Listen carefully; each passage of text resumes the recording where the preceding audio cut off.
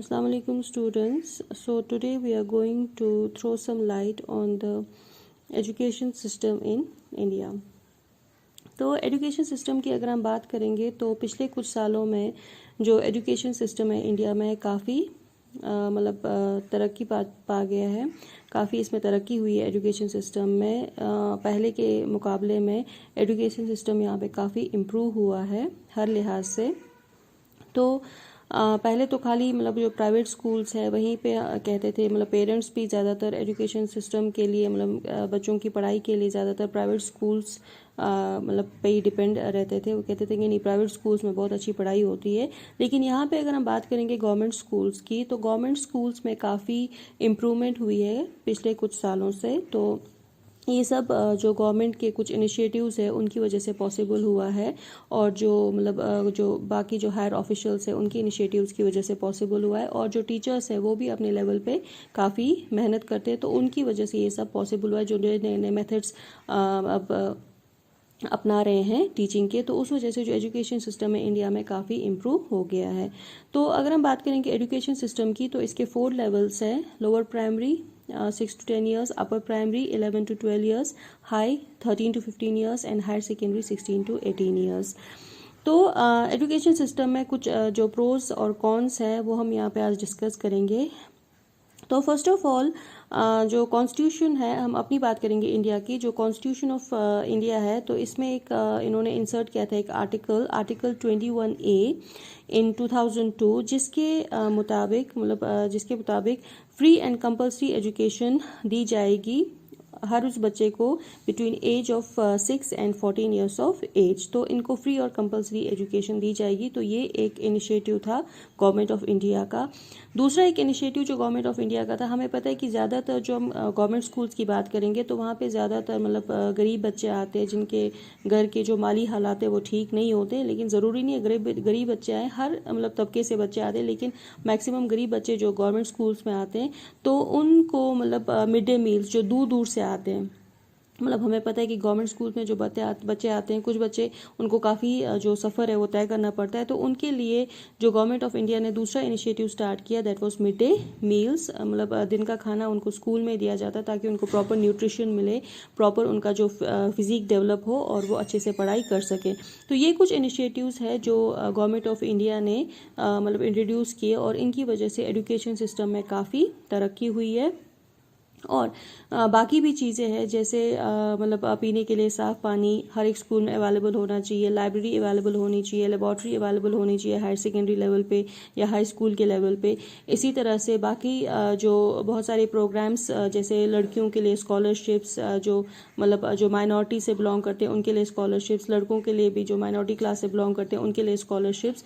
तो बहुत सारे ऐसे इनिशिएटिव्स डेवलप किए ताकि ज़्यादा से ज़्यादा जो बच्चे हैं, ज़्यादातर जो गरीब बच्चे हैं जो एजुकेशन एफोर्ड नहीं कर सकते हैं, वो भी अब एजुकेशन हासिल कर सके। तो इसके लिए स्कॉलरशिप्स या मिड डे मील्स या जो फ्री एजुकेशन है या फ्री यूनिफॉर्म्स इनको देते हैं, फ्री बुक्स इनको सप्लाई करते हैं। तो ये सारा जो है ये एजुकेशन सिस्टम को ज़्यादा बेहतर बनाने के लिए बहुत कारआमद साबित हुआ है। लेकिन अब कुछ कॉन्स है एजुकेशन सिस्टम के इंडिया में जो अभी भी अवेलेबल है। फॉर एग्जाम्पल हम बात करेंगे कि इंडिया में हर घंटे एक स्टूडेंट जो है वो सुसाइड कर लेते हैं। हमने पिछले दिनों भी कुछ पढ़ा कि बहुत सारे स्टूडेंट्स ने सुसाइड किया था। वो क्यों होता है ऐसा? क्योंकि एजुकेशन सिस्टम का काफ़ी बर्डन होता है। जो इंडिया का एजुकेशन सिस्टम है ये काफ़ी हेक्टिक है और काफ़ी बच्चों को ये एक बर्डन सा लगता है, क्योंकि जो यहाँ का जो सिलेबस है बाकी कंट्रीज़ के हिसाब से और यहाँ के जो पढ़ाने का तरीका है बाकी कंट्रीज़ के हिसाब से काफ़ी थोड़ा हेक्टिक है। उस वजह से बहुत सारे स्टूडेंट्स उसके साथ कोप अप नहीं कर पाते हैं और बहुत सारे स्टूडेंट्स सुसाइड कर लेते हैं। देखते हैं कि हर घंटे में कोई ना कोई स्टूडेंट सुसाइड करता है। और हम देखेंगे कि 12% जो है 12% in the age group of 4 to 12 years जो है उनमें मेंटल स्ट्रेस आ जाता है, उनको साइकेट्रिक प्रॉब्लम आ जाती है। ऐसा क्यों होता है?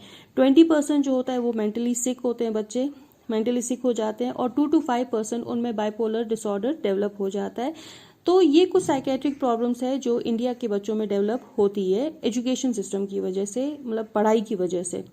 और इसमें जो मेन रीज़न है वो पेरेंट्स का भी है। पेरेंट्स को अगर हम कहते हैं कि आप साइकेट्रिक हेल्प लो तो वो इस चीज़ के लिए तैयार नहीं होते, क्योंकि वो अपने बच्चे को पागल, मतलब वो सोचते हैं कि साइकेट्रिक हेल्प सिर्फ पागल लोगों के लिए ली जाती है। वो ये नहीं देखते कि हो सकता है इसको कुछ मेंटल स्ट्रेस होगा, उसकी वजह से हमें साइकेट्रिक हेल्प लेनी पड़ेगी, नहीं।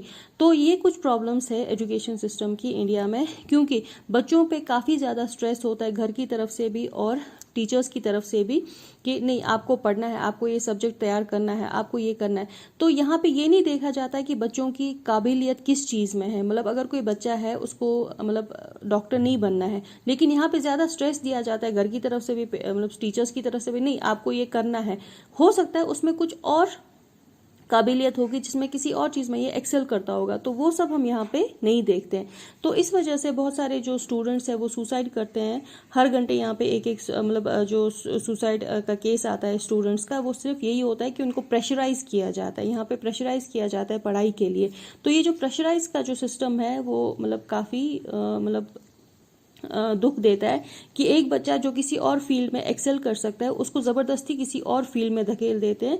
तो यहाँ पे वो जो एक सिस्टम बन चुका है ये बहुत ही मतलब दुख देता है। इस बात से दुख होता है कि नहीं, हम बच्चे को फोर्स करते हैं, मतलब अपने हिसाब से हम उसको ढालना चाहते हैं, अपने सांचे में ढालना चाहते हैं। हम ये नहीं देखते हैं कि वो किस चीज़ में मतलब काबिलियत रखता है।